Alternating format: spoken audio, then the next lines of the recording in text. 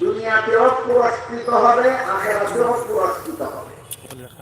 এই জন্য আজকে আমি আপনাদের সামনে পবিত্র কোরআনের সূরা আনআমের 125 নম্বর আয়াতের প্রথমাংশ তিলাওয়াত করছি।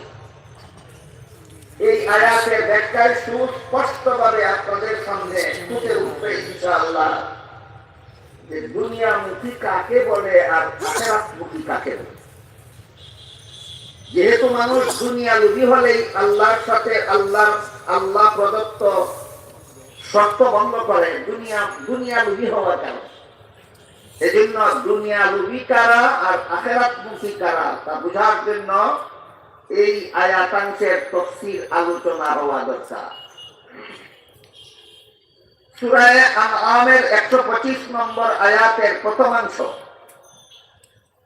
এতে আল্লাহ বলেন, মান ইউরিদিল্লাহু আন ইয়াহদিয়াহু ইয়াশরাহ সাদরাহু লিল ইসলাম।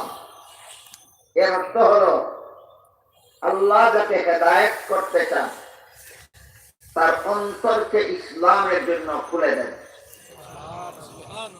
আয়াত নাযিল হওয়ার পর সাহাবায়ে কেরাম রাদিয়াল্লাহু আনহুম আজমাইন মুহাম্মদুর রাসূলুল্লাহ সাল্লাল্লাহু আলাইহি ওয়াসাল্লামের খেদমতে আরজ করলেন, ওগো আল্লাহর রাসূল, আল্লাহ যে বললেন আল্লাহ যাকে হেদায়েত করতে চান তার অন্তরকে ইসলামের জন্য খুলে দেন।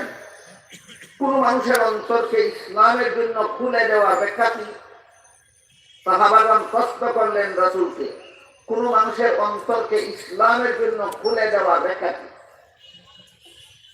জবাবে রাসূল করিম সাল্লাল্লাহু আলাইহি ওয়াসাল্লাম বলেন, কোন মানুষের অন্তরকে আল্লাহর পক্ষ থেকে ইসলামের জন্য খুলে দেওয়ার ব্যাখ্যা হলো তার অন্তরে আল্লাহ একটা নূর দান করে। আল্লাহ যার অন্তরে নূর দান করেন তার অন্তর ইসলামের জন্য খুলে যায়। এই জবাব দেওয়ার পর সাহাবায়ে কেরাম আবার রাসূলকে জিজ্ঞাসা করলেন, কার অন্তরে আল্লাহ নূর দান করলেন আর কার অন্তরে আল্লাহ নূর দান করলেন না তা বুঝার উপায় কি?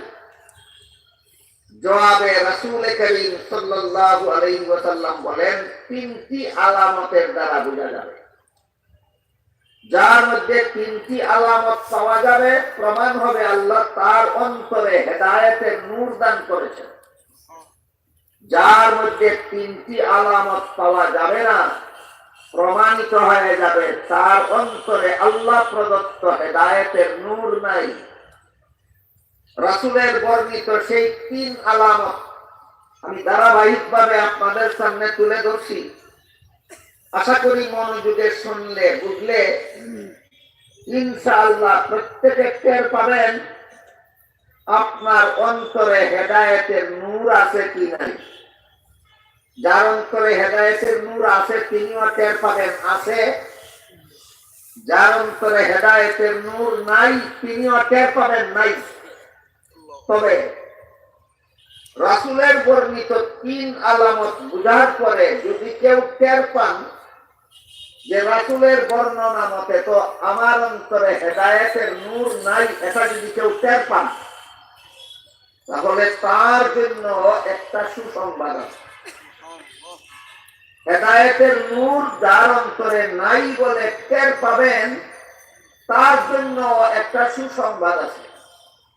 সেই সুসংবাদ না শুনে কেউ অমনোযোগী হবেন না, এলোমেলো করবেন না। আমি অতি সংক্ষেপে অল্প সময়ের ভিতরেই আপনাদের সামনে কথাগুলি তুলে ধরার চেষ্টা করব। আমি কি বলেছি, যদি কেউ টের পান যে রাসূলের বিবরণ মতে তো আমার অন্তরে হেদায়েতের নূর নাই, এমন কথা যদি কেউ টের পান তাহলে তার জন্য একটা দুঃসংবাদ আছে। বলেছি না সুসংবাদ? অনুরোধ করে বলবো সেই সুসংবাদটি শুনে যাবেন এবং সেই সুসংবাদটি হবে আমাদের 3 দিনের তাফসীরের সারমর্ম, যা সাথে করে নিয়ে বাড়ি যাব এবং জীবনভর মনে রাখবো। এবং সেই সুসংবাদটা গ্রহণ করতে পারলেই আল্লাহ আমার অন্তরেও হেদায়েতের নূর দান করে দেবে। রাসূল করিম সাল্লাল্লাহু আলাইহি ওয়াসাল্লাম বলেন, যার অন্তরে আল্লাহ হেদায়েতের নূর দান করেছেন তার প্রথম আলামত সে দুনিয়ামুখী হবে না, দুনিয়াটাকে অন্যায়ভাবে উপভোগের চেষ্টা করবে না। দুনিয়াটাকে যারা অন্যায়ভাবে উপভোগের চেষ্টা করে এদেরকেই তাফসীরের ভাষায় দুনিয়া লুভী বলা হয়, এদেরকেই দুনিয়ামুখী বলা হয়।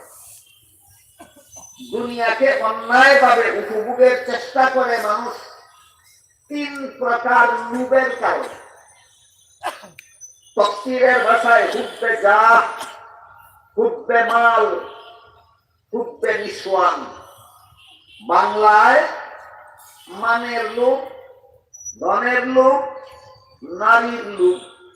কেউ মানের লোভে পড়ে দুনিয়ামুখী হয়, কেউ ধনের লোভে পড়ে দুনিয়ামুখী হয়, কেউ নারীর লোভে পড়ে দুনিয়ামুখী হয়। দুনিয়ার লোভ তিন প্রকার: মানের লোভ, ধনের লোভ, নারীর লোভ। মানের লোভীদের উদাহরণ যারা হাজার হাজার লাখ লাখ কোটি কোটি টাকা খরচ করে হলেও সমাজের কর্তৃত্ব চায়, পদ দখল করতে চায়। হাদিস শরীফে রাসূল করিম সাল্লাল্লাহু আলাইহি ওয়াসাল্লাম বলেন, যার অযোগ্যতা এবং অত্যাচারের কারণে মানুষ তাকে কর্তা হিসাবে গ্রহণ করতে রাজি নয়, সে যদি চলে বলে কলে কৌশলে কর্তৃত্বটা দখল করে নেয়, তাহলে কাল হাসরের মাঠে আল্লাহ তার প্রতি রহমতের দৃষ্টিতে তাকাবেন না। সুতরাং এই সমস্ত পদের নবীরা বড় ভাগ্যবান, যাদেরকে মানুষ এই পদে দিতে রাজি না, কিন্তু তার লক্ষ টাকা খরচ করে হলেও এই পদটা তার দখল করতে হবে। মানুষ তাকে এই পদে দিতে রাজি নয় কেন? দুই কারণে। একটা তার অযোগ্যতা, আর একটা তার অত্যাচার। যার অযোগ্যতার কারণে, যার অত্যাচারের ভয়ে মানুষ তাকে এই পদে দিতে রাজি নয়, সে যদি যে কোনো উপায়ে পদটা দখল করে নেয়, এটা ধনের লোভী না মানের লোভী?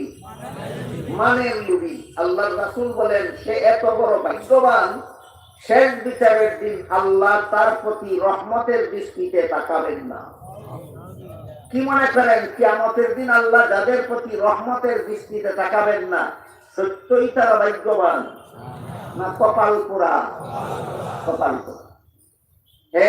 মানের লোভে দুনিয়ামুখী হয়েছে, সুস্পষ্ট প্রমাণ তার অন্তরে হেদায়েতের নূর নাই। দুই নম্বর, ধনের লোভে মানুষ দুনিয়ামুখী হয়। চুরি করে, ডাকাতি করে, জবরদখল করে, হাইজেক করে, ছিনতাই করে, সুদ খায়, ঘুষ খায়। কিসের লোভে? ধনের লোভে।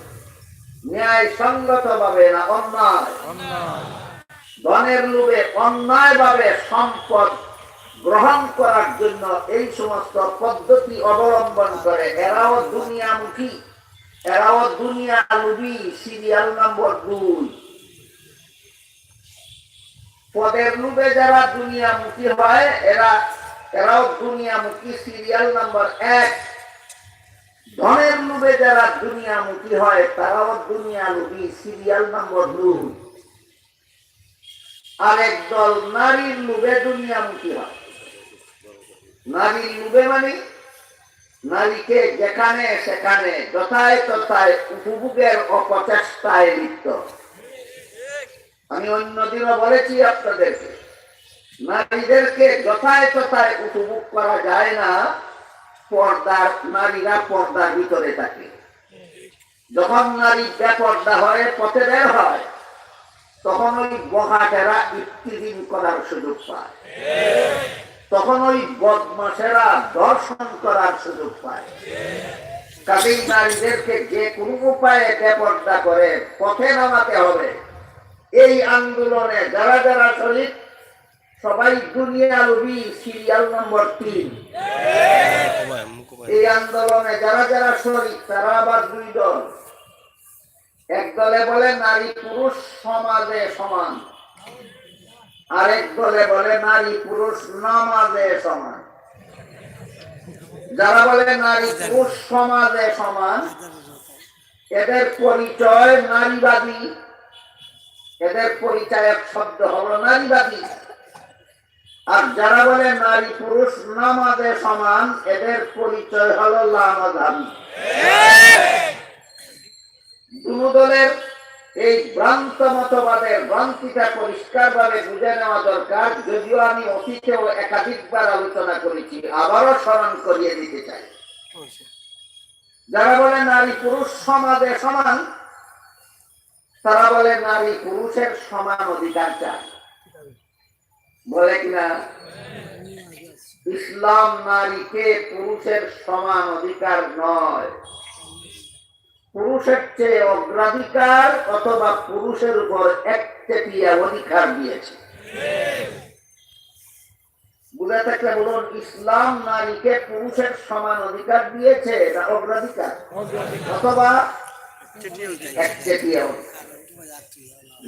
অতীতের আলোচনা যারা ভুলে গেছেন আজকে আবারও উদাহরণ দিচ্ছি শুনুন। ইসলামের বিধানে কোন পিতার ঘরে যদি কোনো একটি ছেলে সন্তান জন্মগ্রহণ করে, ছেলেকে লালন পালন করা পিতার দায়িত্ব হয় কতদিন? ছেলে নাবালক থাকবে যতদিন। ছেলে সাবালক হয়ে যাওয়ার পর এই ছেলেকে লালন পালন করা পিতার দায়িত্ব থাকে না। কোন পিতা যদি সাবালক ছেলেকে লালন পালন করে সেটা হবে ছেলের প্রতি বাবার দয়া। কিন্তু মেয়ে জন্ম হলে সাবালক নাবালক প্রশ্ন নেই, যতদিন পর্যন্ত মেয়ের বিয়ে না হবে ততদিন পর্যন্ত মেয়েকে লালন পালন করা বাবার দায়িত্ব। বুঝে থাকতে বলুন তো, জীবনের শুরুতেই বাবার সম্পদে লালিত পালিত হওয়ার অধিকার ছেলে মেয়ের সমান না মেয়ের অগ্রাধিকার? তাইলে যারা বলে নারী পুরুষ সমান অধিকার চাই, সমান অধিকার বলতে নিজেই কি গুড়ার ডিম বুঝে আর সমাজকেই কি গুড়ার ডিম বুঝাতে চায়? গেল সমান অধিকারের উদাহরণ, অগ্রাধিকারের উদাহরণ। এবার দেখুন একচেটিয়া অধিকারের উদাহরণ। একটি ছেলে যুবক হলে যেমন তার বিয়ের দরকার, একটি মেয়ে যুবতী হলেও তার বিয়ের দরকার। একটি যুবক ছেলের সাথে একটি যুবতী মেয়ের বিয়ে হলো শুধু ছেলের দরকারে না উভয়ের দরকার? এমত অবস্থায় বিবেক কি বলে? এই বিবাহ বন্ধনে আবদ্ধ হওয়ার বিনিময়ে যদি কেউ কাউকে কোনো অর্থ টাকা করি দিতে হয় তাহলে উভয়কে দেওয়া দরকার, যেহেতু উভয়ের দরকারে বিয়া। ইসলাম বলে মেয়ে তার স্বামীকে কোনো বিবাহ বন্ধনে আবদ্ধ হওয়ার বিনিময়ে একটি পয়সাও দেবে না। স্বামীর পক্ষ থেকে স্ত্রীকে একতরফাভাবে মোহরানা দিতে হবে। আল্লাহ কোরআনে পরিষ্কার ভাষায় বলে দিয়েছেন স্বামীর পক্ষ থেকে স্ত্রীকে মোহরানা দেওয়া যে আল্লাহর পক্ষ থেকে ফরজ করা হয়েছে। এটা হইল আরেকটা সমান অধিকার না একচেটিয়া অধিকার? মোহরানা দিয়েই শেষ না সারা জীবনের খুরাকিও? সারা জীবনের খুরাকি দিয়েই শেষ না সারা জীবনের পোশাকও? পোশাক দিয়েই শেষ না সারা জীবন বসবাস করার উপযোগী বাড়িঘর? কে দিবে কাকে? স্বামী দিবে স্ত্রীকে। এগুলির নাম সমান অধিকার।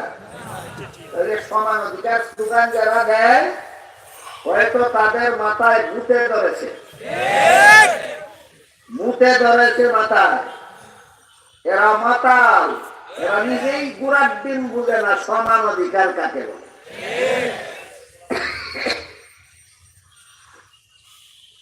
যারা নারী পুরুষ সমান অধিকার চায় এদের মধ্যে এরা হলো সমাজ নারীবাদী। এরা বলে নারী পুরুষ সমাজে সমান। আরেক দলে বলে নারী পুরুষ নামাজে সমান। এদের দলীয় পরিচয় এরা লামাযাবী। লামাজাবিরা বলে নারী পুরুষ নামাজে ব্যবধান নাই, পুরুষও মসজিদে গিয়ে জমাতে নামাজ পড়তে হবে, নারীও মসজিদে গিয়ে জমাতে নামাজ পড়তে হবে। পুরুষেরও মুখ ঢাকার কোনো বিধান ইসলামে নাই, নারীদেরও মুখ ঢাকার কোনো বিধান ইসলামে নাই। তারা বলে আমি জিজ্ঞাসা করতে চাই, নারীরা পুরুষের সাথে মসজিদের জমাতে হতে হবে, মুখ খোলা রাখতে হবে, এই রকম ফতোয়াবাদী যারা করে এদের মতলবটা কি? যারা বলে সমাজে সমান, এরা পথে ঘাটে উপভোগ করতে চায়, যারা বলে নামাজে সমান তারা মসজিদের ভিতরে উপভোগ করতে চায়। সব দুনিয়া লোক সিরিয়াল নম্বর, হ্যাঁ তাইলে কথা বুঝতে পেরেছি। হাদিস শরীফে রাসূল করিম সাল্লাল্লাহু আলাইহি ওয়াসাল্লাম বলেন, যার অন্তরে আল্লাহ হেদায়েতের নূর দান করেছেন, তিন আলামতের দ্বারা তাকে চেনা যাবে। এক নম্বর আলামত, সে দুনিয়ামুখী হবে না, সে দুনিয়ার লোভে পড়ে অন্যায়ভাবে পথ দখল করার অপচেষ্টা চালাবে না, সে দুনিয়ার লোভে পড়ে অন্যায়ভাবে অপরের সম্পদ আত্মসাৎ করার অপচেষ্টা চালাবে না, সে দুনিয়ার লোভে পড়ে অন্যায়ভাবে অপরের মা বোনকে উপভোগের চেষ্টা চালাবে না। যদি এই অপকর্মগুলি না করে তাহলে প্রথম আলামত পাওয়া গেল আল্লাহ তার অন্তরে হেদায়েতের নূর দান করেছেন। তারপরে রাসূল করিম সাল্লাল্লাহু আলাইহি ওয়াসাল্লাম বলেন, যার অন্তরে আল্লাহ হেদায়েতের নূর দান করেছেন তাকে চিনার দুই নম্বর আলামত, সে আখিরাতমুখী হবে, পরকালমুখী হবে। পরকালমুখী হবে কথার মর্ম হলো, যত কাজের সুফল পরকালে পাওয়া যায় তত কাজ নিয়ে জীবন ভর ব্যস্ত থাকবে, যত কাজের আসল শাস্তি পরকালের জাহান্নাম তত কাজ থেকে সাধ্য মতো নিরাপদ দূরে অবস্থান করবে। এই লোকটা আখিরাতমুখী, এই লোকটা আখিরাতমুখী। নামাজ রোজা ইবাদত বন্দেগী নিয়ে ব্যস্ত, সকল প্রকার গুনাহ থেকে নিরাপদ দূরে অবস্থান করে যেই লোক, আল্লাহ রাসূল বলেন তার মধ্যে দুই নম্বর আলামত পাওয়া গেল, আল্লাহ তার অন্তরে হেদায়েতের নূর দান করেছে। মানুষের দুনিয়ার জীবনের সকল প্রকার নেক আমলেরও আসল পুরস্কার পাওয়া যাবে পরকালে জান্নাত নামে। মানুষের জীবনের সকল অপকর্মের আসল শাস্তিও পাওয়া যাবে পরকালে জাহান্নাম নামে। দুনিয়াতে যদি কাউকে কোনো শাস্তি দেওয়া হয় সেটা আসল শাস্তি নয়। মুমিন মুসলমানকে যদি গুনার কারণে দুনিয়াতে কোনো শাস্তি দেওয়া হয় সেটাও আসল শাস্তি নয়, সতর্ক সংকেত। মুমিন মুসলমানকে যদি গুনার কারণে দুনিয়াতে আল্লাহর পক্ষ থেকে কোনো শাস্তি দেওয়া হয় সেটা আসল শাস্তি না, সতর্ক সংকেত। এই ব্যাপারে আল্লাহ পাক রব্বুল আলামিন বলেন, যাহারাল ফাসাদু ফিল বাররি ওয়াল বাহরি বিমা কাসাবাত আইদিন নাস লিয়ুযীকাহুম বা'দাল্লাযী আমিলু লাআল্লাহুম ইয়ারজিউন। দুনিয়ার জলে স্থলে যত অশান্তি দেখা দেয় সবগুলি মানুষের অপকর্মের পরিণতি, কিন্তু আসল শাস্তি নয়। আসল শাস্তি আয়াতে ব্যাখ্যায় লেখা আছে, মানুষের কোনো পাপের আসল শাস্তি যদি দুনিয়াতে দেওয়া হয় তাহলে সে ধ্বংস হয়ে যায়। এই জন্য পাপের আসল শাস্তি দেওয়া হয় না, সতর্ক সংকেত দেওয়া হয় মুমিনদেরকে। কেন? লাআল্লাহুম ইয়ারজিউন, যেন তওবা করে আল্লাহর পথে ফিরে আসে। যদি সতর্ক সংকেত পেয়ে কোনো মুমিন মুসলমান আল্লাহর পক্ষ থেকে কোনো বিপদ আপদের সম্মুখীন হয়ে সতর্ক হয়ে যদি সেই পাপের পথ পরিহার করে ফিরে আসে, আল্লাহ পাক রব্বুল আলামিন তার গুনাহ মাফ করে দেবেন, আখিরাতের শাস্তি রহিত হয় না। আর যদি কোনো বেদিন কাফিরকে তার পাপের কারণে কোনো শাস্তি দেওয়া হয় সেটাও আসল শাস্তি নয়, আসল শাস্তির পূর্বাভাস, আসল শাস্তির পূর্বাভাস। মুমিনকে দিলে সতর্ক সংকেত, কাফিরকে দিলে পূর্বাভাস। কাজেই পাপের শাস্তি আল্লাহ দুনিয়াতে মুমিনকে দিন কাফিরকে দিন যাই দেন না কেন, এইগুলি আসল শাস্তি নয়। মুমিনকে যে শাস্তি দেওয়া হয় সেটা হলো সতর্ক সংকেত, আর কাফেরকে যে শাস্তি দেওয়া হয় সেটা হলো আসল শাস্তির পূর্বাভাস। সকল মানুষের পাপের আসল শাস্তি পরকালের জাহান্নাম। সেই জাহান্নামের শাস্তির ভয় যদি মানুষের অন্তরে থাকে, তাহলে নেক আমল ছাড়ারও সাহস করতে পারে না, গুনার কাজ করারও সাহস করতে পারে না। সে দুনিয়ামুখী নয়, সে দুনিয়া লোভী নয়, সে আখিরাতমুখী। শেষ বিচারের ভয় যার অন্তরে থাকে, সে সকল প্রকার গুনাহ থেকে নিরাপদ দূরে অবস্থান করে। শেষ বিচারের ভয় যাদের অন্তরে থাকে না, জানি না আপনারা বুঝবেন কিনা বুঝবেন না, মানবেন কিনা মানবেন না, তারপর সত্য কথাটা বলে গেলি, শেষ বিচারের ভয় যার অন্তরে নাই, সে যত বড় শিক্ষিত হবে তত বড় দুর্নীতিবাজ হতে বাধ্য। শেষ বিচারের ভয় যার অন্তরে নাই, সে যত বড় শিক্ষিত হবে তত বড় দুর্নীতিবাজ হতে বাধ্য।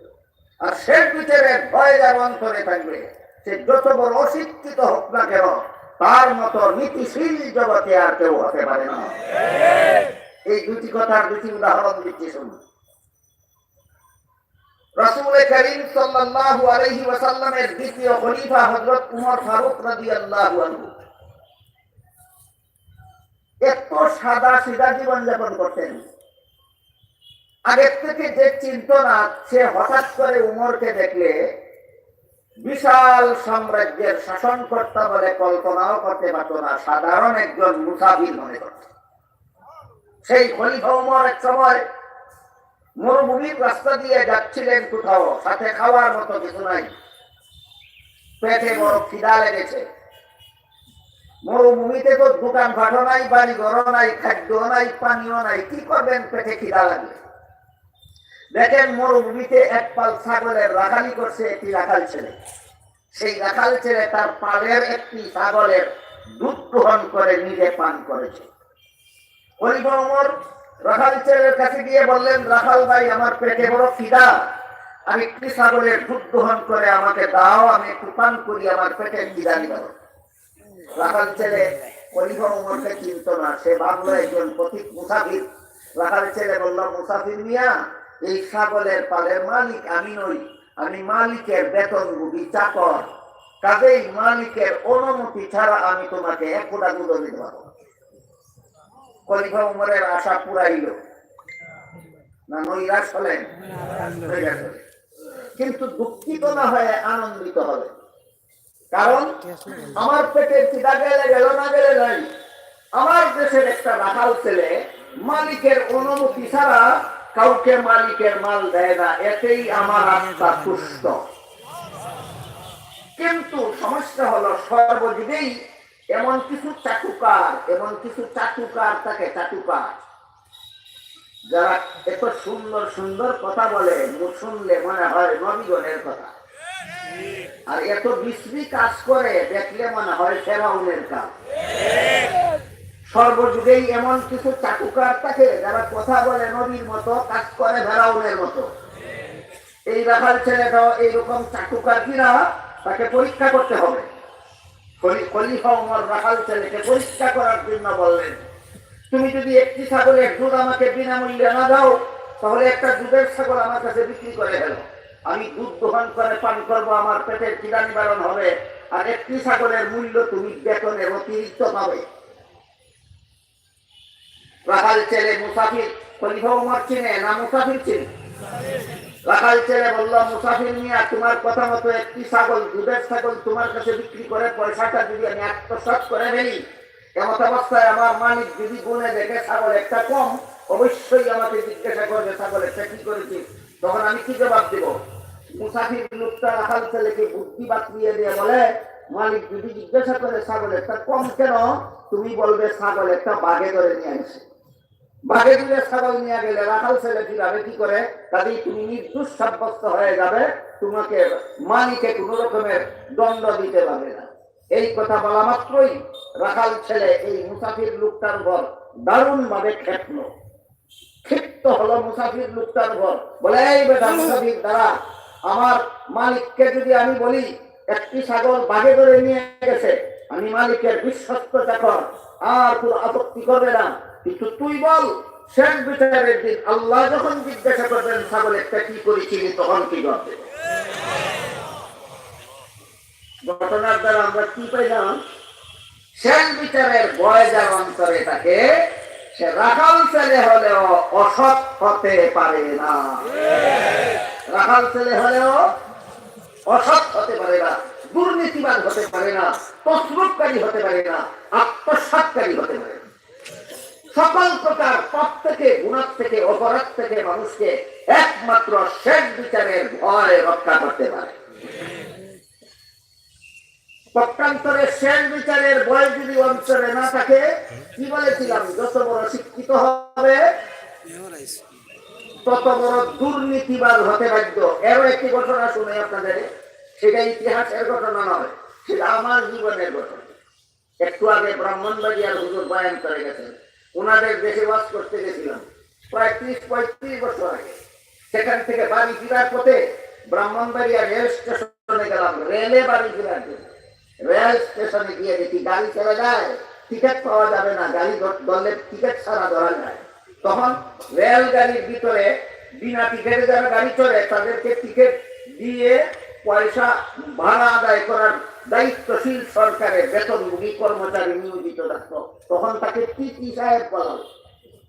আমি টিটি সাহেবকে বললাম, আমি টিকিট দিতে পারিনি, আমাকে একটা টিকিট বানিয়ে দিন আর যা ভাড়া হয় দিয়ে যান।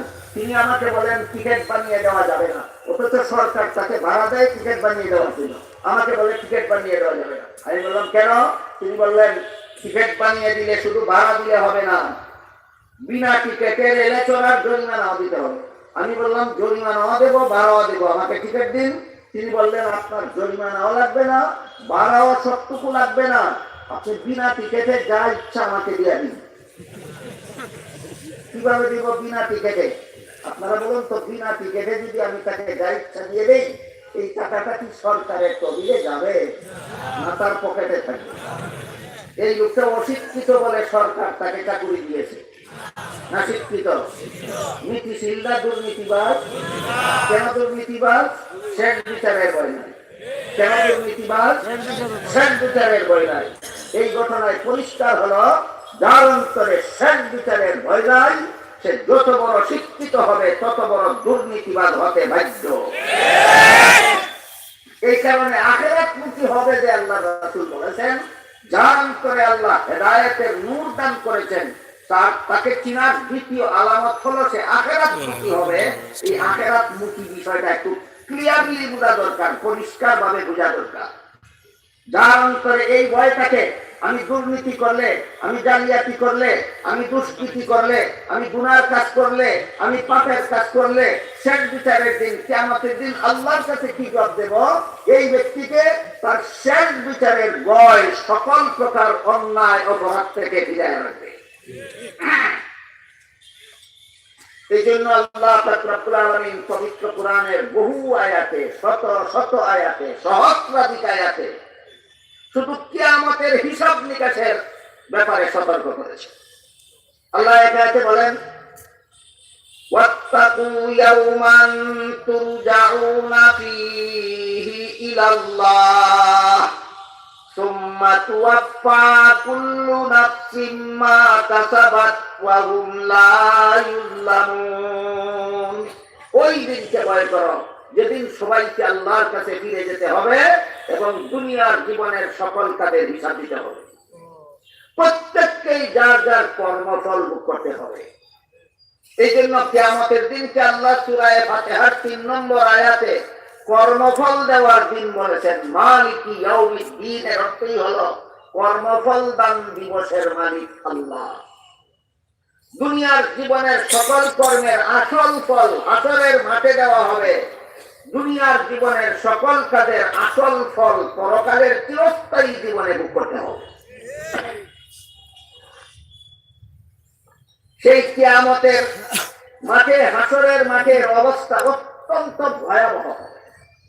এক হাদিসে রাসূল করিম সাল্লাল্লাহু আলাইহি ওয়াসাল্লাম বলেন, হাসরের মাঠে একটি আদম সন্তানকে ছেড়ে দেওয়া হবে না 5টি প্রশ্ন না করে। কত প্রশ্ন? 5টি প্রশ্ন। আমরা জীবন ভর মনে রাখার চেষ্টা করি। হাসরের মাঠে হবে 5 প্রশ্ন, সমস্ত আদম সন্তানকে করা হবে। আর কবরে হবে 3 প্রশ্ন, সমস্ত আদম সন্তানকে করা হবে।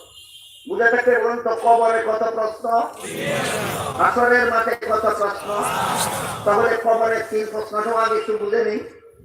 হাদিস শরীফে রাসূল করিম সাল্লাল্লাহু আলাইহি ওয়াসাল্লাম বলেন, মুসলমানকে যে কবরে দাফন করা হয়, এটাকে যেখানে দাফন করা হয় এটাকে কবর বলা হয়।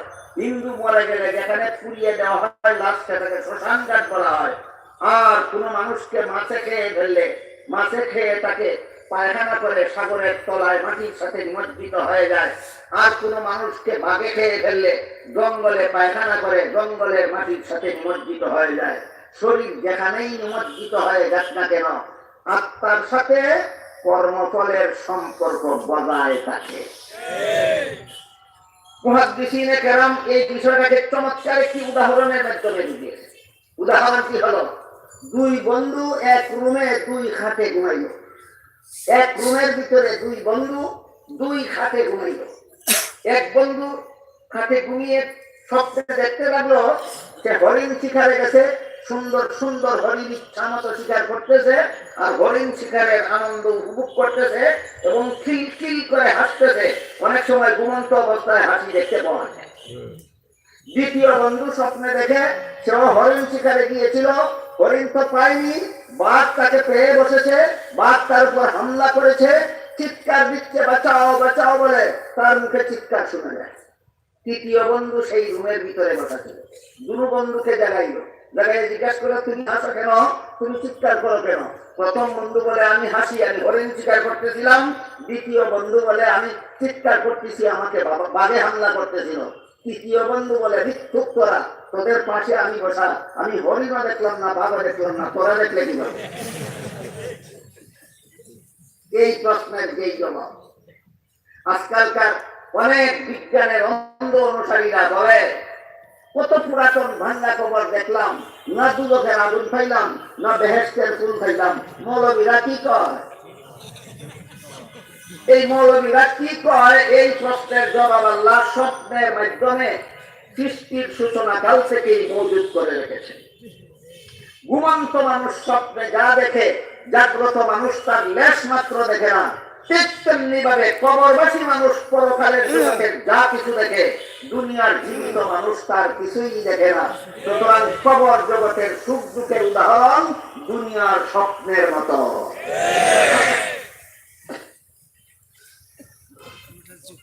দারুল উলুম দেওবন্দের কৃতি সন্তান আল্লামা মনজুর নোমানী রাহমাতুল্লাহি আলাইহি মাআরিফুল হাদিস নামক কিতাবে এই কবরের জগতের অবস্থার বিবরণ দিতে গিয়া, অবস্থা সম্বলিত হাদিসগুলির ব্যাখ্যা দিতে গিয়া এই স্বপ্নের উদাহরণটি পেশ করেছেন, যেটা আমি আপনাদের সামনে তুলে ধরলাম।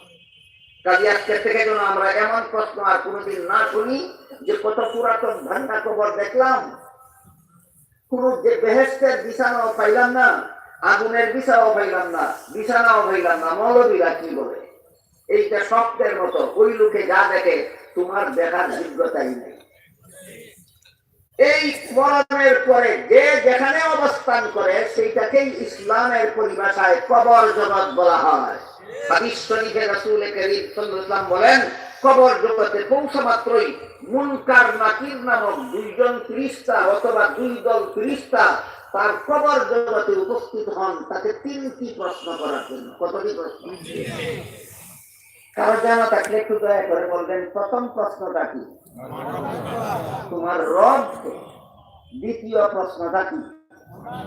তোমার ধর্ম কি? তৃতীয় প্রশ্নটা কি? মুহাম্মদুর রাসূলুল্লাহ সম্পর্কে তোমার মতামত কি? রাসূল বলেন, প্রথম প্রশ্নের জবাবে যে বলতে পারবে রব আমার আল্লাহ, দ্বিতীয় প্রশ্নের জবাবে যে বলতে পারবে ধর্ম আমার ইসলাম, তৃতীয় প্রশ্নের জবাবে যে বলতে পারবে মুহাম্মদ সাল্লাল্লাহু আলাইহি ওয়াসাল্লাম আল্লাহর রাসূল, এই ব্যক্তির কবরকে জান্নাতের বাসর ঘরে সাজিয়ে দেওয়া হবে। দ্বিতীয় প্রশ্নের জবাবে কি বলতে পারলে? তোমার ধর্ম কি, এই প্রশ্ন হবে কিনা সকলের কবরে? কি জবাব দিতে পারলে রক্ষা? ইসলাম জবাব দিতে পারলে রক্ষা। কিন্তু আজকাল এমন কিছু মানুষের মুখে শুনতে পাওয়া যায়, ইসলাম শব্দটা ব্যবহার করলেই কয় সাম্প্রদায়িক। কি কয়? আমরা একটা অসাম্প্রদায়িক সমাজ চাই। ধর্মের নাম যদি সাম্প্রদায়িকতা হয়, তাহলে অসাম্প্রদায়িক সমাজটা তো নাস্তিকের সমাজ হবে।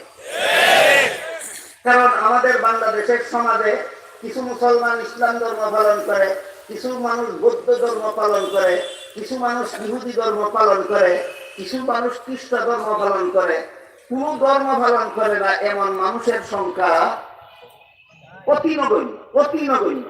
তাই নাকি গোটা বাংলাদেশটাই সাম্প্রদায়িক দেশ হয়ে গেল? ধর্ম পালনের নাম সাম্প্রদায়িকতা নয়। যদি ধর্মের নাম সাম্প্রদায়িকতা বলা হয়, তাইলে নাস্তিক ছাড়া অসাম্প্রদায়িক কোন সমাজ হতে পারে না। আর ধর্মের নাম ব্যবহার না করাকেই যদি অসাম্প্রদায়িক বলা হয়, তাহলে কবরে মুনকার নাকি যখন জিজ্ঞাসা করবে তোমার ধর্ম কি, তখন বলবে যে আমি অসাম্প্রদায়িক। টের পাবে অসাম্প্রদায়িকতার মজা কত।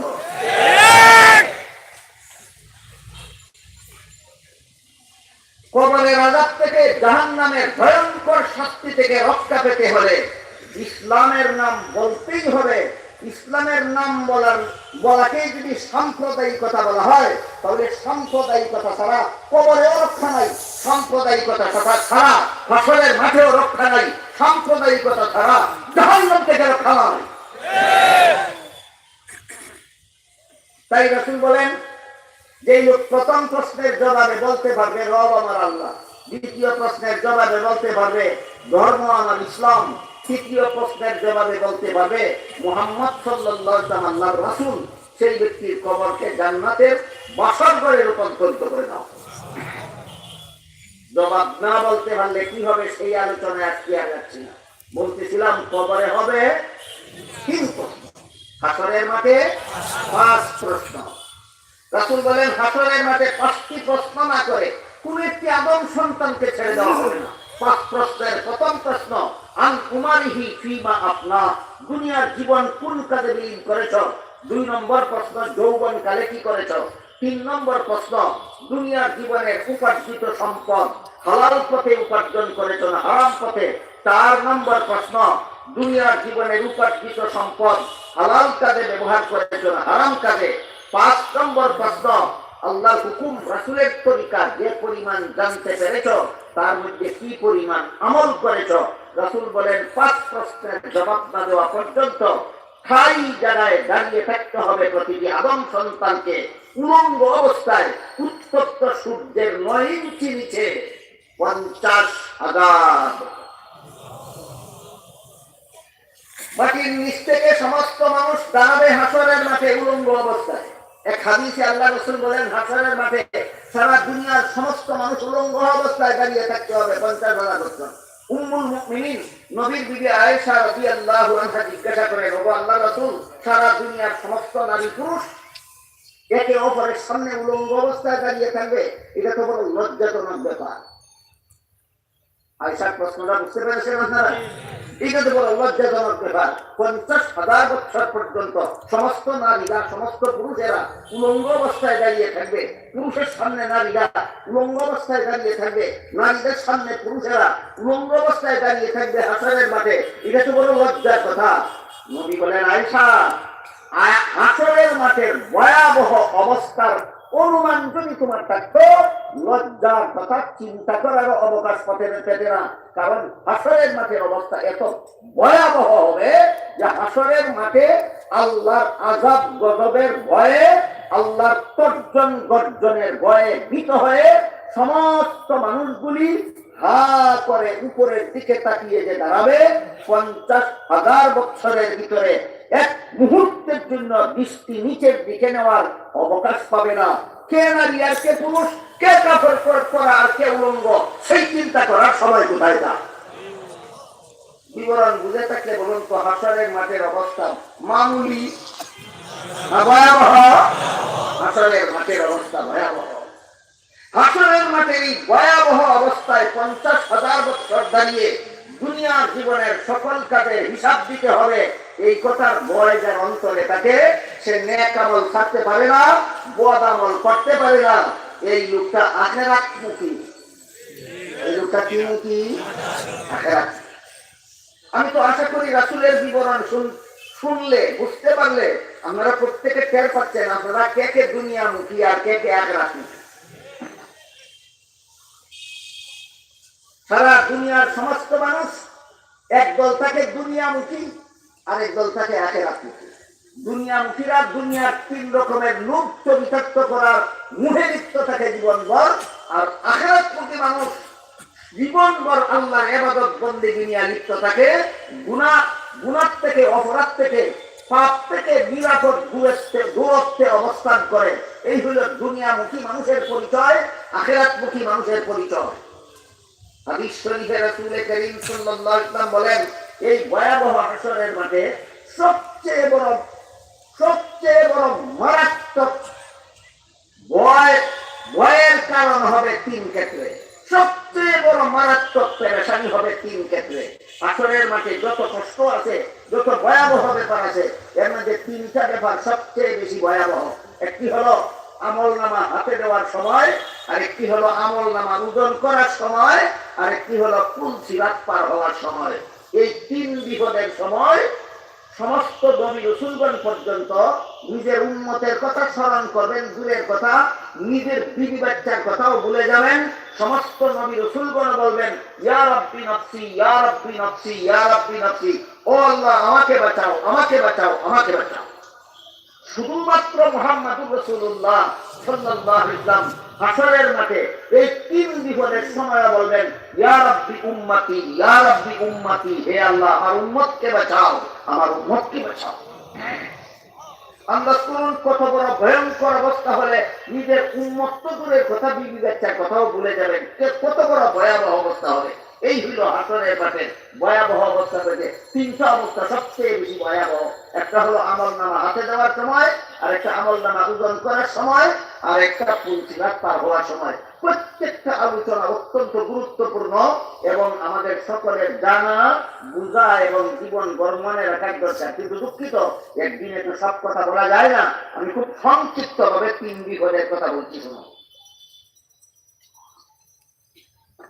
আমলনামা হাতে দেওয়ার সময় যাদের আমলনামা ডান হাতে দেওয়া হবে, এদের আমলনামায় লেখা থাকবে তুমি চিরস্থায়ী জাহান্নামী নও, চিরস্থায়ী জাহান্নামী নও।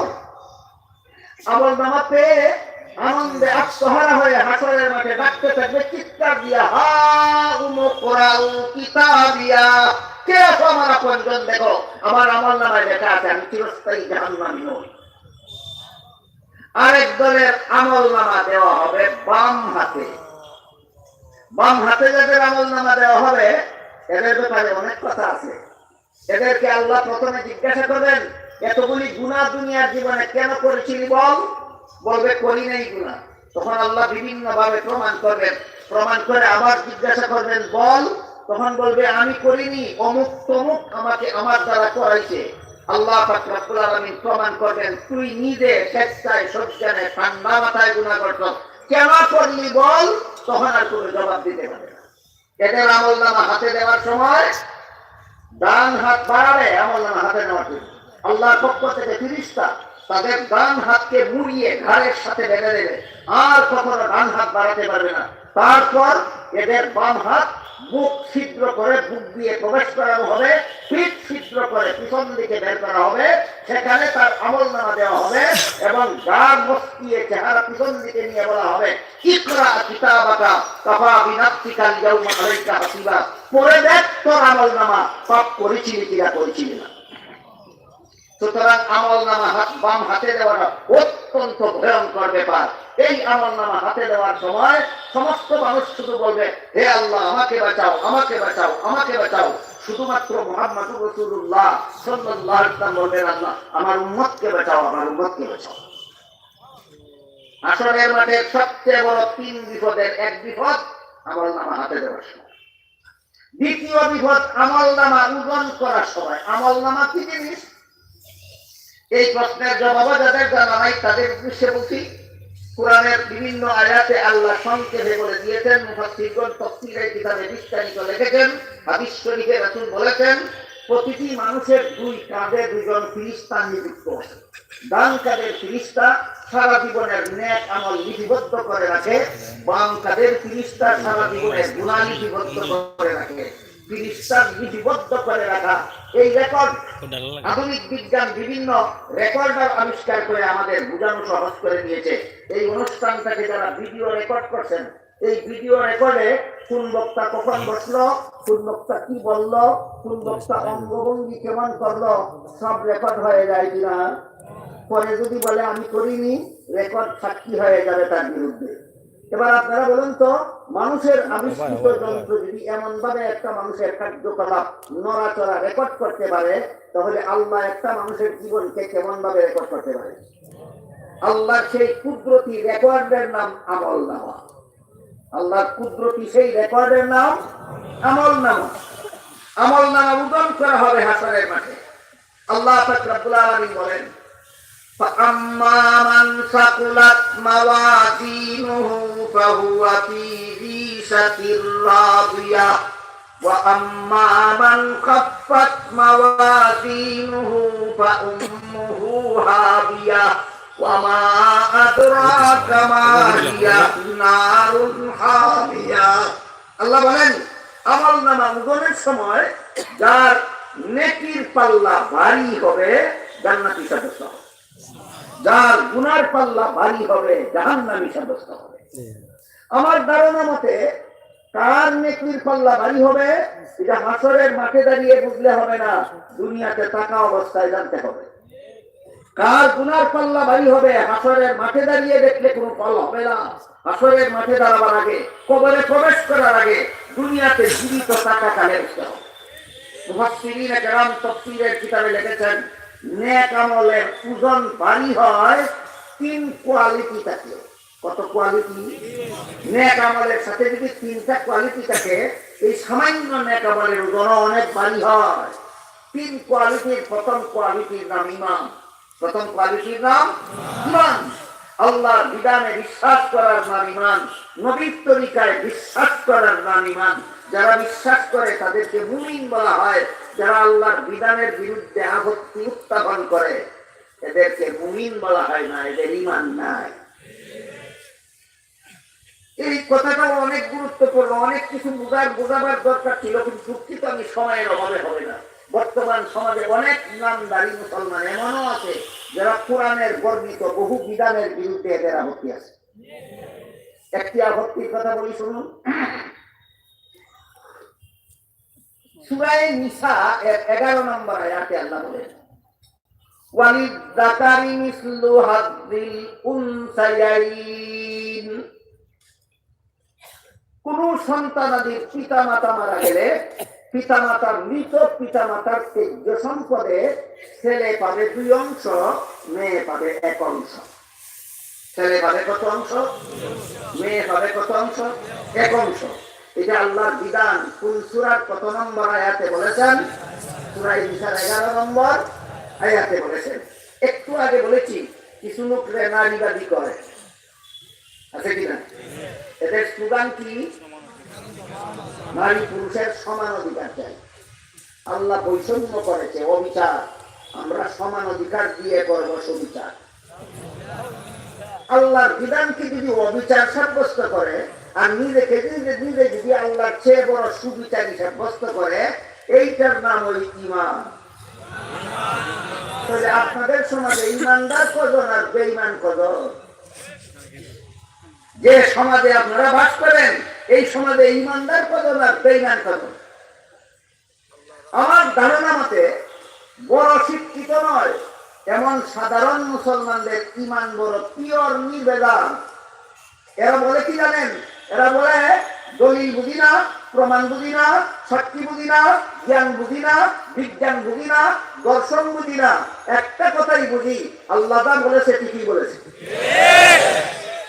এই কথার জন্য সাধারণে কয় এদের ঈমান নির্ভেজাল। আর কিছু বড় বড় শিক্ষিত পণ্ডিত আছে কয় যুক্তিগত হলে মানি, নাইলে মানি না। যুক্তি কি? ছেলে যেই বাবার সন্তান, মেয়ে সেই বাবার সন্তান। ছেলের মুখ আছে খাওয়ার দরকার, মেয়েরও মুখ আছে খাওয়ার দরকার। ছেলের শরীর আছে পোশাকের দরকার, মেয়েরও শরীর আছে পোশাকের দরকার। ছেলের জীবন যাপনের জন্য বাড়িঘরের দরকার, মেয়েরও জীবন যাপনের জন্য বাড়িঘরের দরকার। সুতরাং একই বাবার সন্তান হওয়া সত্ত্বেও ছেলে হবে 2 অংশ, মেয়ে হবে 1 অংশ। অযৌক্তিক। এটা কি জনসাধারণের কথা না পণ্ডিতদের কথা? আমার তো বিশ্বাস আপনারা জনসাধারণের মতোই।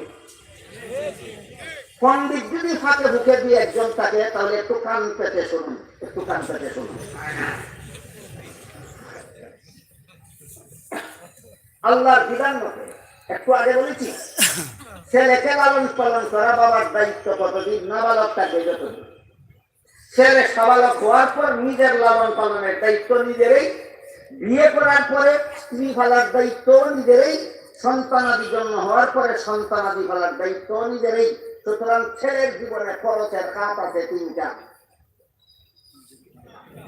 সাবালক হওয়ার পর থেকে নিজের লালন পালন, বিয়ের পর থেকে বউয়ের লালন পালন, সন্তান জন্ম হওয়ার থেকে সন্তানের লালন পালন। বলুন ছেলের জীবনে খরচের খাত আছে কটা? মৃত মা বাবার ত্যাজ্য সম্পদের অংশ হয়েছে কটা? খরচ 3টা, অংশ 2টা। খরচ 3টা, অংশ 2টা। ভুলে যাবেন। মেয়ের জীবনে বিয়ের আগ পর্যন্ত লালন পালনের দায়িত্ব বাবার, বিয়ের পর থেকে মরণ পর্যন্ত লালন পালনের দায়িত্ব স্বামী। নিজের লালন পালনের দায়িত্ব নাই, স্বামী লালন পালনের দায়িত্ব নাই, সন্তান পালনের দায়িত্ব নাই। অংশ হয়েছে একটা। যার খরচ আছে 3টা, অংশ হয়েছে 2টা। যার খরচ নাই একটাও, অংশ হয়েছে একটা। এবার বলুন 2 অংশ পেয়ে বেশি পেল না 1 অংশ পেয়ে বেশি পেল? এত সুদা কথা যে সমস্ত পণ্ডিতেরা বুঝে না, এই সমস্ত পণ্ডিতদের জন্য একটা গল্প বলি শুনুন।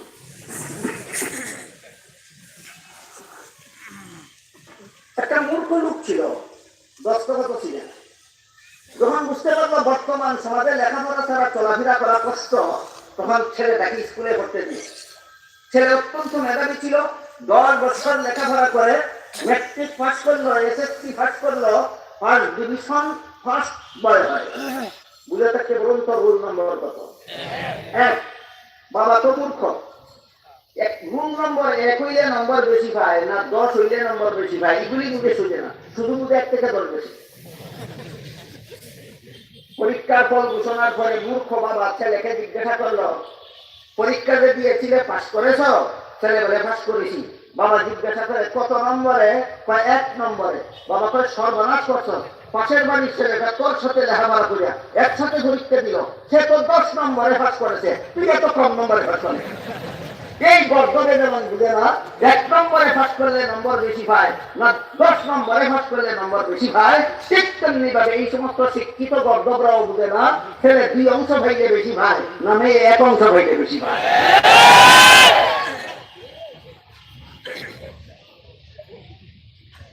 নেক আমলের ওজন বাড়ি হয় কত কোয়ালিটি সম্পন্ন হইলে? 3 কোয়ালিটির প্রথমটার নাম ঈমান। কারে কয়? আল্লাহর বিধানের বিরুদ্ধে প্রশ্ন উত্থাপন করার নাম, না আত্মসমর্পণ করার নাম। নেক আমলের ওজন বাড়ি হয়।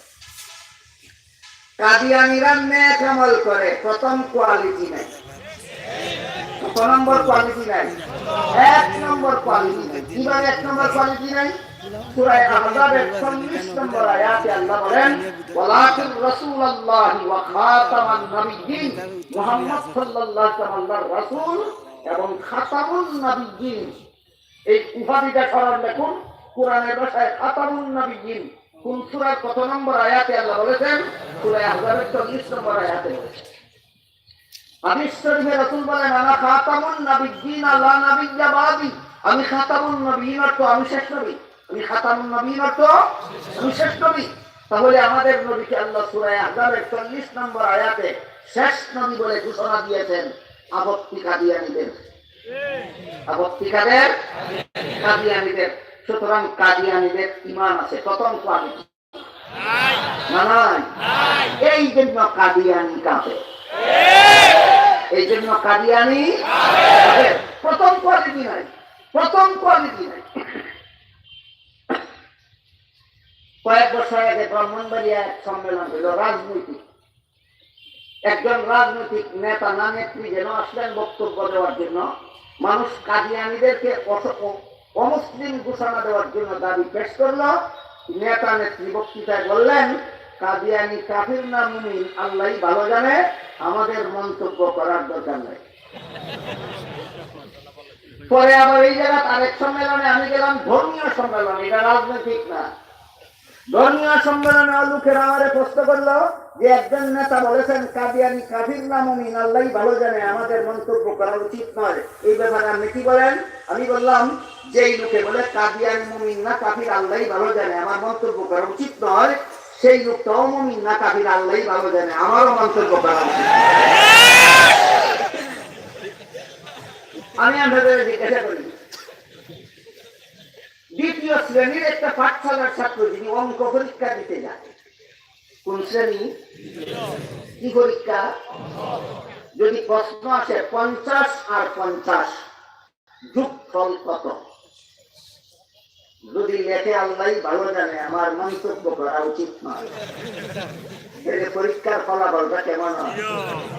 ঠিক তেমনি ভাবে যারা বলে কাদিয়ানীরা মুমিন না কাফির আল্লাহ ভালো জানে, আমাদের মন্তব্য করা উচিত নয়, এদেরও ইমানের কোটায় বুড়ার ডিম ছাড়া কিছু না।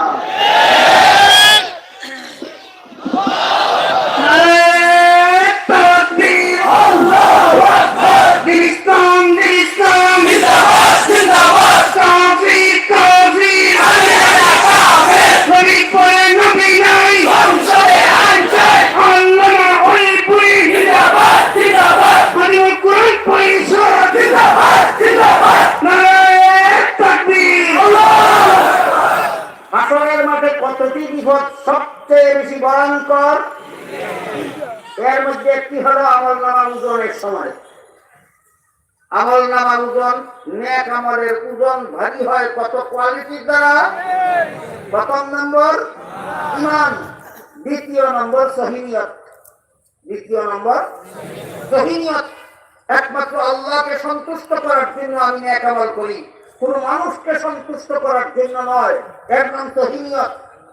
আর কেউ যদি নেক আমল করে মানুষকে সন্তুষ্ট করার জন্য, মানুষের মারহাবা কুড়াবার জন্য, মানুষের ধন্যবাদ পাওয়ার জন্য, জনপ্রিয়তা লাভ করার জন্য, আল্লাহ রাসূল হাদিস শরীফে বলেছেন তার ঠিকানা জাহান্নাম।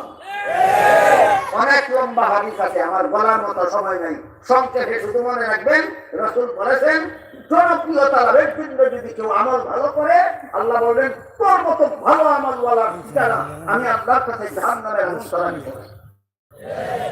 তাহলে নেক আমলের ওজন বাড়ি হওয়ার দ্বিতীয় কোয়ালিটি সহিনিয়ত, তৃতীয় কোয়ালিটি নবীর তরিকা। তৃতীয় কোয়ালিটি কি? নবীর তরিকা।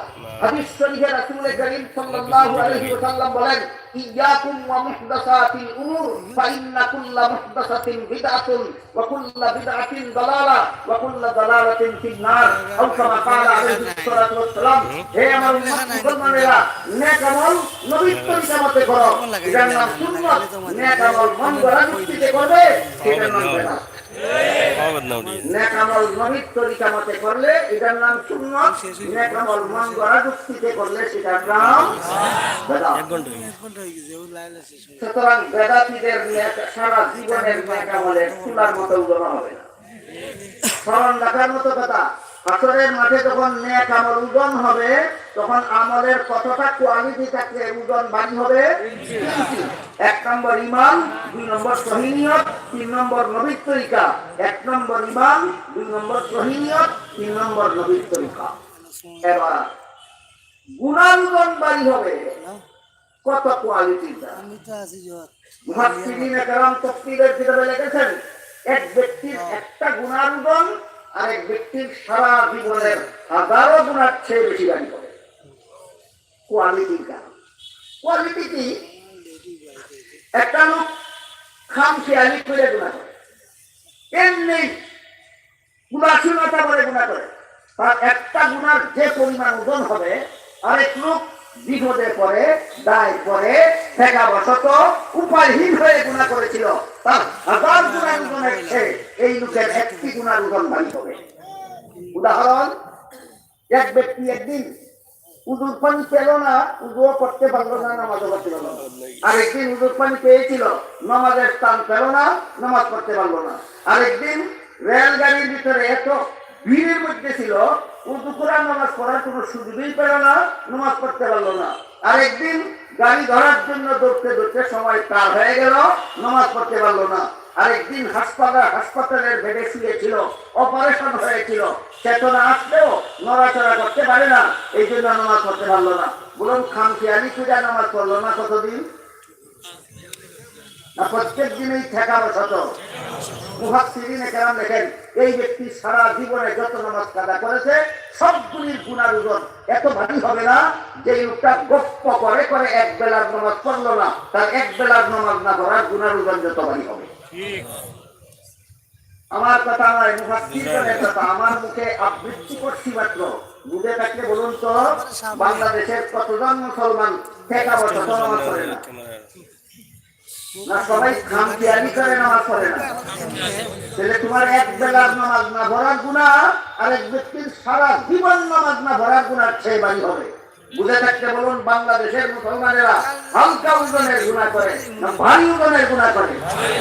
আল্লাহ বলেন, ফাআম্মা মান সাকুলাত মাওয়াজিনুহু ফাহুয়া ফি ঈশাতির রাদিয়াহ ওয়া আম্মা মান খাফফাত মাওয়াজিনুহু ফাউম্মুহু হাবিয়া। যার নেকির পাল্লা ভারী হবে জান্নাতি সাব্যস্ত হবে, যার গুনার পাল্লা ভারী হবে জাহান্নামী সাব্যস্ত। আসরের মাঠের সবচেয়ে বড় দুই বিপদের আলোচনা হলো, একটা হলো আমলনামা হাতে দেওয়ার সময়, আর একটা হলো আমলনামা ওজন করার সময়। বলুন, আর একটা কোন সময়? একদিন নবীর দিকে আয়েশা কাঁদতেছিলেন। নবী জিজ্ঞেস করলেন, আয়েশা কাঁদো কেন? আয়েশা বলেন, কিয়ামতের দিনের ভয়াবহ অবস্থা চিন্তা করে কাঁদতেছি। সাথে সাথে জিজ্ঞাসা করলেন, নবী, সেই কিয়ামতের ভয়াবহ অবস্থায় কি আপনার সাক্ষাৎ আমরা পাবো? নবী বলেন, হ্যাঁ, 3 জায়গায় পাবে। আমলনামা ওজনের সময় সেখানে আমাকে পাবে, আমলনামা হাতে দেওয়ার সময় আমাকে পাবে, কোন সিরাত পার হওয়ার সময় আমাকে পাবে। উম্মতে নবীকে হাসরের মাঠে কত জায়গায় পাবে? 3 জায়গায়। আমলনামা হাতে দেওয়ার সময়, আমলনামা ওজন করার সময়, কোন সিরাত পার হওয়ার সময়। প্রত্যেকটা সময়ের বিস্তারিত আলোচনা আছে, বিস্তারিত বিবরণ আছে। আমি শুধু আপনাকে সামান্য একটু আবার দিলাম। এবার মূল কথা থেকে ফিরে যাই। রাসূল করিম সাল্লাল্লাহু আলাইহি ওয়াসাল্লামকে সাহাবাগণ জিজ্ঞাসা করলেন, মনে আছে যার অন্তরে আল্লাহ হেদায়েতের নূর দান করেছেন তাকে চিনার উপায় কি? রাসূল বলেন, 3 আলামতের দ্বারা চিনা যাবে। 1 নম্বর, দুনিয়ামুখী হবে না, দুনিয়াটাকে অন্যায়ভাবে উপভোগের চেষ্টা করবে না। 2 নম্বর, আখিরাতমুখী হবে। এবার এতক্ষণে বুঝেছেন আখিরাতমুখী কে? যে নামাজের ধার ধারে না, রোজার ধার ধারে না, ইবাদত বন্দেগীর ধার ধারে না, বেপরোয়া ভাবে গুনাহ করে চলেছে, এই লোকটা আখিরাতমুখী না দুনিয়ামুখী? দুনিয়ামুখী হবে না। আল্লাহ তার অন্তরে হেদায়েতের নূর দান করেছেন, তার প্রথম আলামত আখিরাতমুখী হবে। আল্লাহ তার অন্তরে হেদায়েতের নূর দান করেছেন, 2 নম্বর আলামত। 3 নম্বর আলামত, রাসূল বলেন, মরণের জন্য প্রস্তুতি গ্রহণ করে। মরণের জন্য প্রস্তুতি বলতে কি বোঝায়? আরো 2টি হাদিসের দ্বারা ইনশাআল্লাহ আপনাদের ব্যাপারটা ক্লিয়ার হয়ে যাবে। সেই 2টি হাদিসের সারমর্ম বলেই আজকের মতো কথা আমি সমাপ্ত করার চেষ্টা করব। এক হাদিসে উল্লেখ আছে, রাসূল করিম সাল্লাল্লাহু আলাইহি ওয়াসাল্লাম বলেন, যে ব্যক্তি আল্লাহর সাক্ষাৎ চায় আল্লাহও তাকে সাক্ষাৎ দিতে চান। যে ব্যক্তি আল্লাহর সাক্ষাৎ চায় না আল্লাহও তাকে সাক্ষাৎ দিতে চান। কথাটা বলা মাত্রই নবীর বিবি আয়েশা উম্মুল মুমিনিন হযরত আয়েশা রাদিয়াল্লাহু আনহা প্রশ্ন করে বললেন, ওগো আল্লাহর রাসূল, দুনিয়ার জীবনে তো কেউ কোনদিন আল্লাহর সাক্ষাৎ পাবে না, আল্লাহর সাক্ষাৎ পাবে মরণের পরে। কাজে আপনি যে বললেন যেই ব্যক্তি আল্লাহর সাক্ষাৎ চায়, এর অনিবার্য মর্ম দ্বারায় যে মরতে চায় কে মারতে চায়? এই প্রশ্নের জবাবে রাসূল বলেন, আয়েশা আমার কথা মর্ম শোনো, ব্যাখ্যার মাধ্যমে আমার কথা মর্ম বুঝো। সারা দুনিয়ার সমস্ত মানুষের মরণ দুই প্রকার। সারা দুনিয়ার সমস্ত মানুষের মরণ দুই প্রকার। এক প্রকার মানুষের মরণ কালে যে ফেরেশতা তার গান বের করতে আসে, এসে আগে তাকে জাহান্নাম দেখায়, দেখাইয়া বলে এই জাহান্নাম থেকে আল্লাহ তোমাকে রক্ষা করেছে। তারপরে তাকে জান্নাত দেখায়, দেখাইয়া বলে আল্লাহ তোমাকে এই জান্নাত দান করেছেন, আমাদেরকে পাঠিয়েছেন তোমাকে তোমার জান্নাতের পথে নিয়ে যাওয়ার জন্য। আল্লাহ রাসূল বলেন জান্নাতের সিনারি নিজের চোখের সামনে দেখে আর আজরাইলের মুখে জান্নাতের সুসংবাদ পেয়ে এই লোকটা দুনিয়ার সবকিছু বলে যায়, ধন সম্পদের কথা বলে যায়, বাড়িঘরের কথা বলে যায়, ব্যবসা বাণিজ্যের কথা বলে যায়, ছেলে মেয়ের কথা বলে যায়, মা বাবার কথা বলে যায়। দুনিয়ার কোনো কিছুই তার মনে থাকে না। জান্নাতের সিনারি দেখে আর জান্নাতের সুসংবাদ পেয়ে দুনিয়ার সবকিছু ভুলে গিয়ে আজরাইলকে বলে অবিলম্বে নিয়ে চলো, আর বিলম্ব করো না, তাড়াতাড়ি আমাকে আখিরাতের পথে নিয়ে যাও। রাসূল বলেন এই লোকটা আল্লাহর সাক্ষাৎ চায়, আল্লাহ তাকে সাক্ষাৎ দিতে চায়। এইরকম মরণের জন্য যারা আজীবন সাধনা চালায়, 3 নম্বর আলামত পাওয়া গেল তার অন্তরে আল্লাহ হেদায়েতের নূর দান করেছে। রাসূল বলেন দ্বিতীয় দল, এই দলের গান বের করার জন্য যখন আজরাইল আসে, এসে আগে তাকে জান্নাত দেখায়, আগে জান্নাত দেখায়, দেখায় বলে এই জান্নাতটা আল্লাহ তোমার জন্য নির্মাণ করেছিলেন, কিন্তু তুমি জান্নাতটা গ্রহণ করনি, এই জন্য এই জান্নাত থেকে তুমি চিরকালের জন্য বঞ্চিত। তারপরে তাকে জাহান্নাম দেখায় বলে তুমি এই জাহান্নাম উপার্জন করেছো দুনিয়ার জীবনে, তোমাকে তোমার উপার্জিত জাহান্নামের পথে নিয়ে যাওয়ার জন্য আল্লাহ আমাদের পাঠিয়েছেন। তখন এই লোকটা প্রাণ যে কোনো মূল্যের বিনিময়ে দেহের ভিতরে থাকতে চায়, বের হতে চায় না, জুড়াজুড়ি টানাটানি খেচাখেচি করে আজরাইল তার জান বের করে নিয়ে যায়। রাসূল বলেন এই লোকটা আল্লাহর সাক্ষাৎ চায় না, আল্লাহ তাকে সাক্ষাৎ দিতে চায়। বুঝে থাকতে বলুন তো, যার অন্তরে আল্লাহ হেদায়েতের নূর দান করেছেন, রাসূল বলেন কত আলামতের দ্বারা চেনা যাবে? 3 আলামত। 1 নম্বর দুনিয়ামুখী হবে না, 2 নম্বর আখিরাতমুখী হবে, 3 নম্বর ভালো মরণের জন্য প্রস্তুত হবে, ভালো মরণের জন্য প্রস্তুত হবে। আমি শুরুতেই বলেছিলাম রাসূলের বর্ণিত 3 আলামত শুনলে বুঝলে টের পাবেন আমার অন্তরে আল্লাহর দেওয়া হেদায়েতের নূর আছে কিনা। বুঝে থাকলে বলুন তো টের পাওয়া যায় কিনা? যারা টের পান যে তাহলে তো আমার অন্তরে আল্লাহর দেওয়া হেদায়েতের নূর নাই, আমি তো দুনিয়াটা অন্যায়ভাবে হুকুমের অপচেষ্টায় লিপ্ত আছি, আমি তো ইবাদত বন্দেগী নিয়ে ব্যস্ত নই, মরণ নিয়ে তো আমার তো চিন্তা ভাবনাই নাই, এরকম যদি কেউ মনে করেন তাহলে অবশ্যই এইরকম অবস্থা যার তার অন্তরে হেদায়েতের নূর নাই, তাদের জন্য একটি দুঃসংবাদ আছে বলেছিলাম। সুসংবাদটা এই যে বসা থেকে আয়াতের তাফসীর শুনলেন, রাসূলের হাদিস শুনলেন, যে আমি যদি দুনিয়াকে অন্যায়ভাবে উপভোগের চেষ্টা না করি, আমি যদি ইবাদত বন্দেগী নিয়ে ব্যস্ত থাকি, আমি যদি ভালো মরণের জন্য সচেষ্ট হই, তাহলে আল্লাহ আমার অন্তরে হেদায়েতের নূর দান করবেন। কাজেই বসা থাকা অবস্থায় যদি আমি আমার নিজের সাথে প্রতিজ্ঞা করি আজকের থেকে দুনিয়াটা অন্যায়ভাবে উপভোগের চেষ্টা করবো না, আজকের থেকে ইবাদত বন্দেগী ছেড়ে দেব না, আজকের থেকে মরণকে কোনোদিন ভুলে যাব না, উঠার আগে আগে আল্লাহ আপনার অন্তরে হেদায়েতের নূর দান করে দেবেন। আল্লাহ আমাদের সবাইকে, যাদের অন্তরে এখনো হেদায়েতের নূর আসেনি, এই তাফসীরুল কুরআন মহাসম্মেলনের মাধ্যমে আল্লাহ আমাদের সবার অন্তরে হেদায়েতের নূর দান করুন। সবাই বলুন আমিন। সুবহান রাব্বিকা রাব্বিল ইজ্জাতি আম্মা ইয়াসিফুন ওয়া সালামুন আলাল মুরসালিন ওয়ালহামদুলিল্লাহি রাব্বিল আলামিন। আমরা সবাই বসি, এখন মোনাজাত হবে, মোনাজাতের পরে আমরা সবাই চলে যাব। সম্মানিত সুধী মণ্ডলী, আমরা লক্ষ্য করছি সিলেটের জননন্দিত মেয়র কর্মচঞ্চল নগর পিতা জনাব আরিফুল হক চৌধুরী সাহেব এসে উপস্থিত হয়েছেন। তিনিও মোনাজাত শরীক হওয়ার জন্য এসেছেন, আমরা তাকে স্বাগত জানাচ্ছি। অনেকেই দোয়া চেয়েছেন, সকলের জন্য দোয়া হবে। আমি অনুরোধ করছি আপনারা দয়া করে বসুন, আপনারা এভাবে উঠে যাবেন না এবং উশৃঙ্খলা সৃষ্টি করবেন না। সুধী মণ্ডলী, আমাদের এই খাদিমুল কোরআন পরিষদের আজকের এই শেষ দিনের শেষ অধিবেশন কিছুক্ষণের মধ্যেই সমাপ্ত হবে। মোনাজাত পরিচালনা করবেন খাদিমুল কোরআন পরিষদের সম্মানিত সভাপতি হযরত দাস্তারি হুজুর দামাত বারাকাতুহুম। আমরা স্মরণ করছি এই পরিষদের প্রতিষ্ঠাকালীন সভাপতি হযরত আব্দুল জলিল চৌধুরী হুজুর নয়াশরীফ হুজুর দামাত রাহমাতুল্লাহ আলাইহিকে, এবং স্মরণ করছি আজাদ দিনের দলাবের দীর্ঘদিনের সেক্রেটারি জেনারেল খাদিমুল কোরআন পরিষদের সাবেক সভাপতি উস্তাদ মুহতারাম হযরত মাওলানা আব্দুল বাসিত বরকতপুরি নওয়াল্লাহু মারকাদাহুকে স্মরণ করছি। এর পরের সভাপতি ঐতিহ্যবাহী জামিয়া কাসিরুল উলুম দরগাহ মাদ্রাসা